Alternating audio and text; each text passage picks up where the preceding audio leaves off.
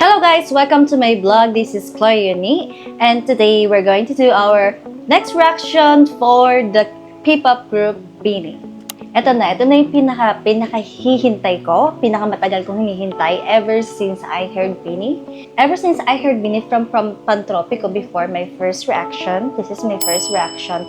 Ang pinakagusto ko talaga mapanood ay kanilang performance, like live performance and dance practice. And after doing so much reaction, actually hindi siya so much kasi I did almost 4 reaction. Yung una ay Pantropico, and then Salamin and Carrera, at yung pinakabago nila is Cherry on Top. After no, naging bloomer na ako, and I started to know every members, and my bias is Gwen. So after that, finally, makakapag-react na ako para sa kanilang dance practice and their live performance. Yay!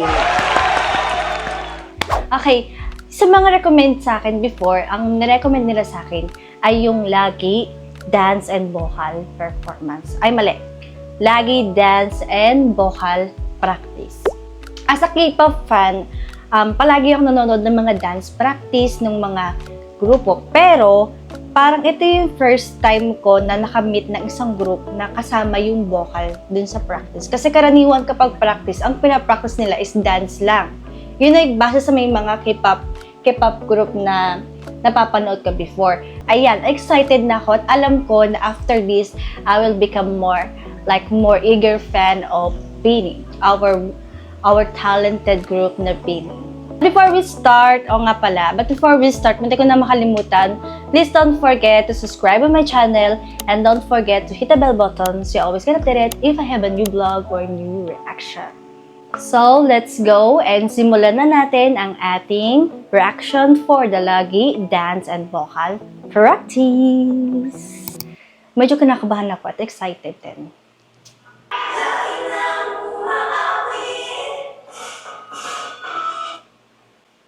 Harmony pa lang yan pag-harmonize pa lang yan.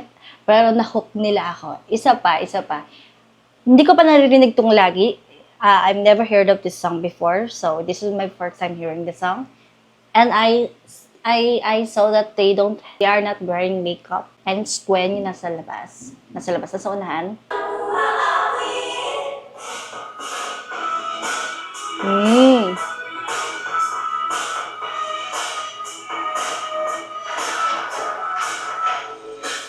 Ay,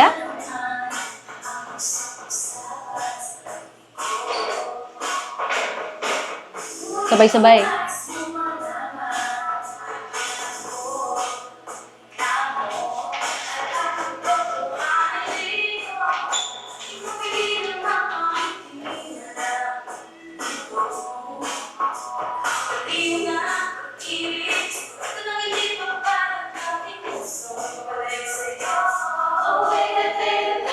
Live talaga yung pagkanta nila, lalo na yung kay Sheena. Ewan ko kung dahil lang bias ko si Gwen, pero yung mata ko lagi pupunta kay Gwen. And lahat sila almost the same height.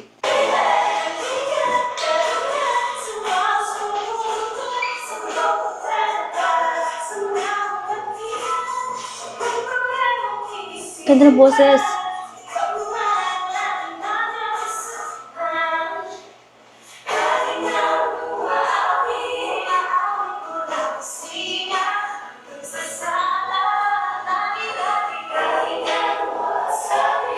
Hindi ko pero kinikilabutan ako. The fact that they can dance so well, like they are synchronized, and I love their transition. Pero isa pa dun sa pinaka nagustuhan ko is, they can sing well. I always said that before during my last reaction na magaling silang kumanta. Pero yun, to see them like singing raw, without mic, and they're just like singing like that, and then they are just so relaxing. Siguro doon ako kinilabutan.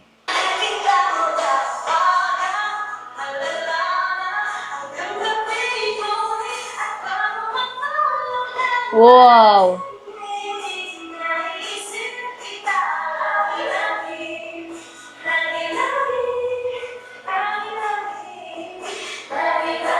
Wow! Walang kahirap-hirap. Like, they are singing and they're dancing at the same time, parang walang kahirap-hirap. And, ano yun, meron pang harmonize. Meron sila, nag-harmonize sila habang kumakanta. And they're just smiling and then, yeah. They're really talented.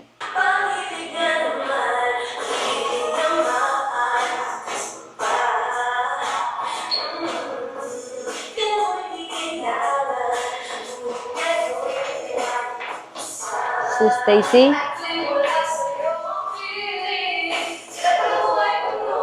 Mika? Ang ganda ng transition nila, oh.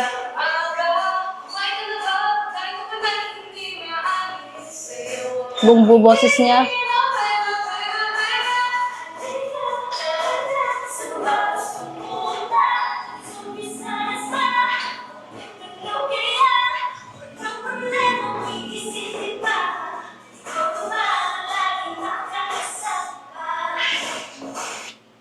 I need to repeat that. Iwan ko, ang OA ko, pinakilimutan ako totoo. Kailangan ko i-repeat yun kasi I really appreciated Joanna's raw voice. Before, ang lagi ko napapansin before, ang last na napansin ko sa last reaction ko sa Cherry on Top, ay si Joanna and then si Aya. Pero mas more on Aya. Si Aya mas napansin ko. Pero here, when I heard Joanna's voice singing while dancing, I was like, wow. Isa pa? Okay.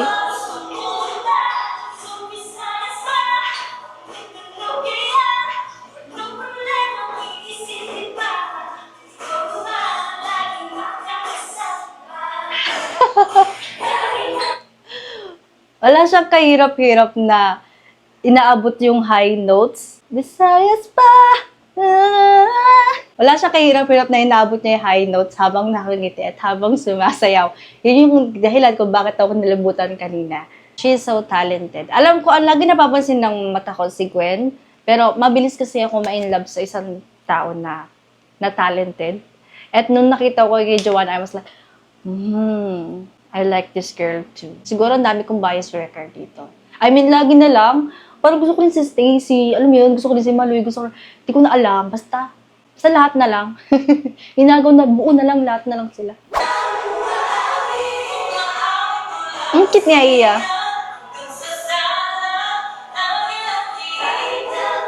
Teka lang, sino yung sa gitna? Yung medyo malalim yung boses. Si Colette.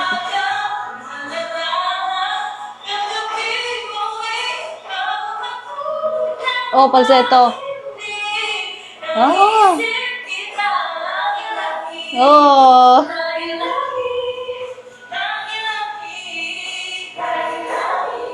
Yung technique niya how to sing, nakaka-love din. Ano ba? Nakakainis kayo? Nakakainis? In a good way. Hindi ko na alam. Ayoko na. Tama na to. Joke lang. Sorry natin. Oh, I love that. Tingnan, ano yung lyrics? Hindi na nasa likod. Sino yung nasa likod? Wait. Si Mika. Gusto ko yung choreo dun sa may likod na nag-oo si Joanna. Like there's a clock like behind him. Yan. Ooh, ang cool.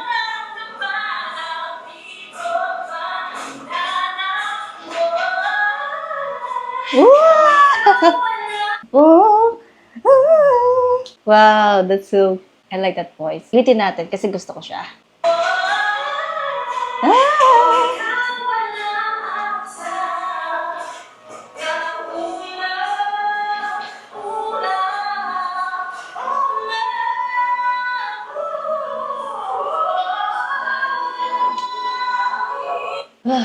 Ayoko na. Alam ko na ang dahilan kung bakit ito yung nirecommend nyo sa akin. Alam nyo, kapag pinanood ko to, mas lalo akong marerect ng grupo na to. Bakit? Lagi na lang. Una si Joanna, tapos kailangan ko talaga mapanood yung mga live performance nila na kumakanta. I mean, yung vocal nila. I mean, yung hindi sila sumasayaw, yung like, parang sa mga, sabi nga ng recommendations sa akin before, yung mga nasa Wish bus, nasa Wish Box. Kailangan ko doon yung mapanood. So, after nito, yun yung papanoodin ko para tapusin natin to. Ulitin natin yung part ni Maloy. Sulit-sulit yung boses eh. No?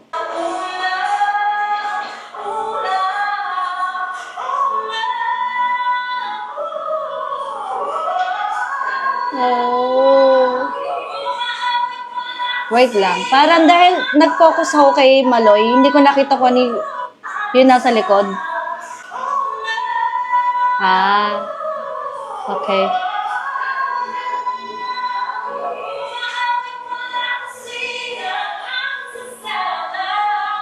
Kulit?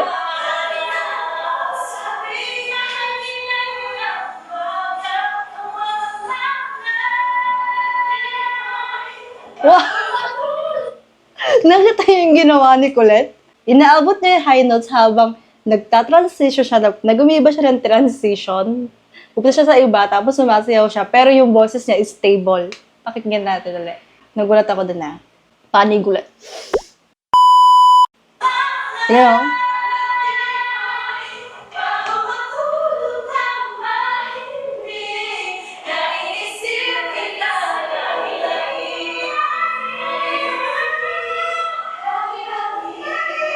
Joanna?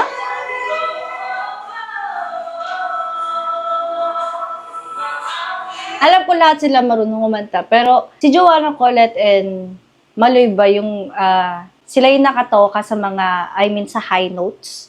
Kasi sila yung nakikita kong tatlo na nagpapasahan ng high notes. Super na-appreciate ko na yung boses nila. Although, sobrang hirap kumanta ng sumasayaw, guys. Alam ko sa mga nag-try gumawa nito, kahit kumanta lang kayo sa videoke habang sumasayaw, it's so hard.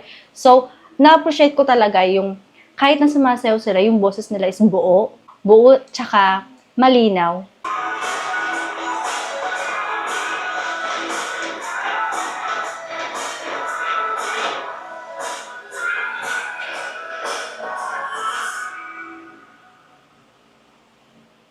Kid.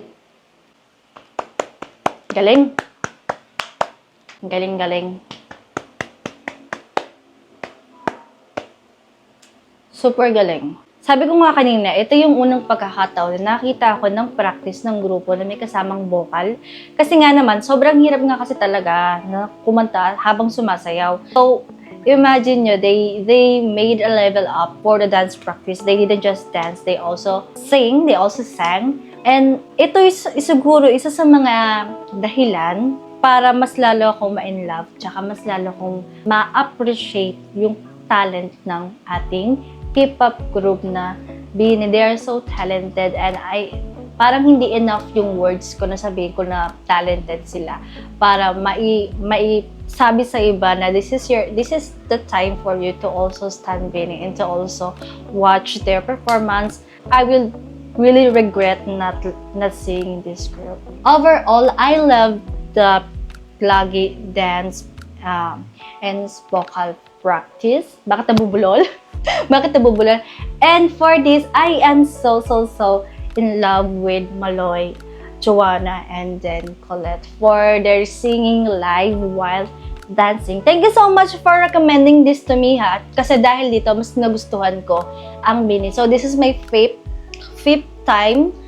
song that I heard and fifth performance that I watched. And next time, ang plano ko is manood ng kanilang vocal performance. So, kung meron din kaya recommendation ko ano yung pinaka-best na like vocal, I already have recommendation before. I already saw the suggestion from my viewers and they suggested me a lot of songs. But if you do have any suggestion too para mas makilala ko at mas makita ko ibang performance ng BINI, don't hesitate, guys, to please comment down and put your suggestion or your comment for my next reaction. Thank you so much, guys, for watching and supporting my reaction. And don't forget to subscribe to my channel and hit the bell button so you're always get updated if I have a new vlog. This is Chloe Uni, and see you again next time. Bye-bye!